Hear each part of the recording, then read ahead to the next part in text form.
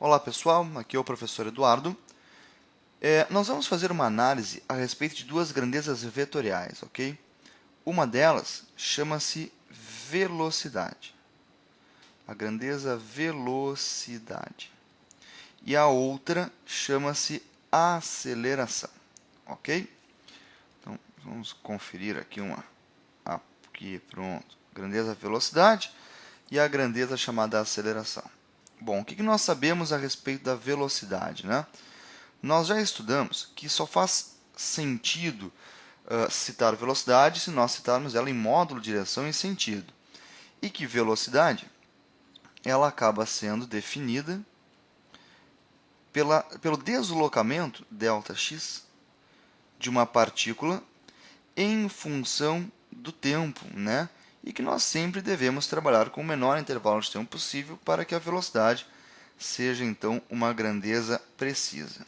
Então, nós faremos aqui exatamente isso. Trabalhamos a velocidade sempre a cada instante, sempre em módulo, direção e sentido. Bom, a outra grandeza com a qual nós devemos trabalhar neste momento é a aceleração. A aceleração. Nós já trabalhamos a aceleração lá no movimento retilíneo uniformemente variado. A aceleração já apareceu para nós uma vez, mas agora ela aparecerá de novo. Então vamos a ela, ok? Bom, a aceleração é uma grandeza que mede a variação, ela mede a variação da velocidade em função do tempo, E aí estão as duas grandezas que nós iremos analisar e as duas equações com as quais nós iremos trabalhar, ok? Buenas. Como a nossa análise ela depende do movimento circular uniforme, eu vou desenhar uma trajetória circular para nós neste momento. Então, vamos à análise desta trajetória circular. Partindo do princípio que aqui nós temos um círculo, nós podemos determinar uma reta aqui, horizontal, como referência, né? E uma reta vertical também aqui, como referência. Uma aproximação. Tá legal? E nós podemos admitir também que o movimento da partícula ele ocorre no sentido anti-horário, para cá. Ou seja, se a partícula ela está inicialmente nesta posição, posição x1, ela acaba passando por aqui, ela acaba passando por aqui, posição x2, né? E ela acaba passando por aqui, posição x3 e assim por diante. E depois por aqui. Então, ela evolui de x1 para uma posição x2, né? Para uma posição x3 e para a posição x4, aí definida. Excelente. Bom, dadas as características da velocidade que nós bem conhecemos, nós sabemos que velocidade sempre tangencia a trajetória e que, portanto, neste momento, nós temos uma velocidade apontando verticalmente para cima, que eu vou desenhar aqui para nós. A velocidade apontando verticalmente para cima. Aqui, nós temos uma velocidade apontando horizontalmente para a esquerda. Horizontalmente para a esquerda. Aqui, ela aponta verticalmente para baixo. Vamos desenhar o vetor de novo. E aqui, a velocidade tangencia a trajetória, indicando que o movimento deveria ser para a direita. Bom, então o que nós temos? Nós temos vários vetores velocidades. Aqui nós temos o vetor velocidade v1. Eixo y para cima, né? Vertical positivo. Aqui nós temos o vetor velocidade v2. E ele é completamente diferente do v1. O v1 é vertical positivo, né? Eixo y positivo. Quem é o v2? Horizontal negativo, ou para a esquerda. São completamente diferentes. Ou seja, fica relativamente claro que existe sim uma variação da velocidade. Esta variação de velocidade existe, ok? E aqui nós temos a posição x3 com o vetor velocidade v3. Aqui ele apontava para cima, aqui ele aponta para baixo, já houve uma variação. E aqui o vetor velocidade v4 também, indicando que houve variação, certo? Bom, então, a pergunta é, existe variação de velocidade? A resposta, sim. Logo, existe aceleração e nós devemos calcular esta aceleração para o vetor velocidade. Então, vamos atrás desta aceleração. Eu vou escolher dois vetores, tá? Eu vou escolher este aqui, o vetor v1 e o vetor v2. Eu quero trabalhar com estes dois aqui. Vamos colocá-los em rosinha. Este e este, certo? Então, vamos primeiro à variação, vamos à compreensão do que é variação de velocidade. Variação de velocidade é sempre velocidade final menos velocidade inicial. Ok? Final menos inicial. Bom, então, quando nós temos isto aqui, eu devo desenhar quem é o vetor velocidade final e quem é o vetor velocidade inicial. Certo?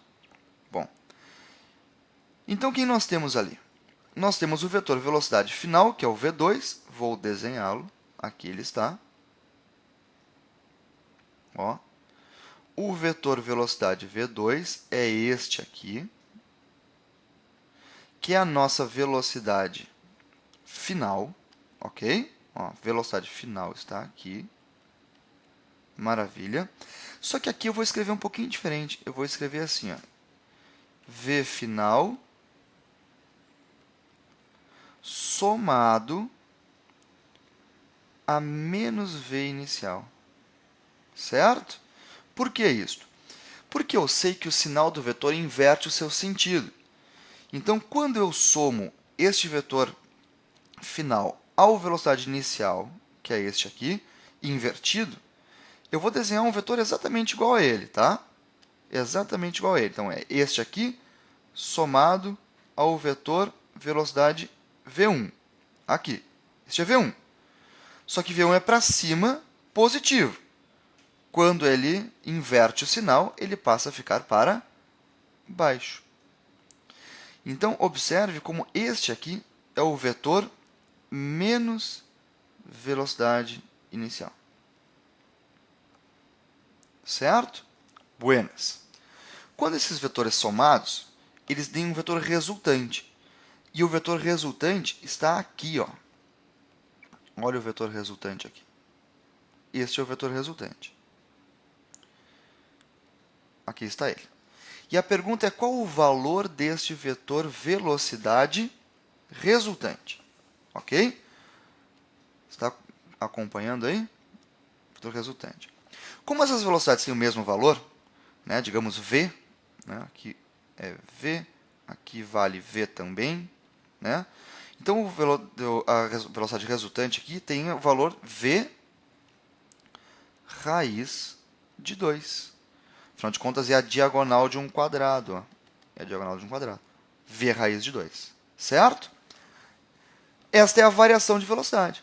Então, agora nós descobrimos que a variação da velocidade tem valor neste intervalo, né, daqui até aqui, tem valor v raiz de 2, né, em módulo, certo? Em módulo é v raiz de 2. Perfeito? Bom, vamos ao próximo passo agora, que é analisar o tempo. Quanto tempo demora para ir deste ponto àquele ponto? Bom, o tempo depende da velocidade, então eu vou utilizar a expressão da velocidade.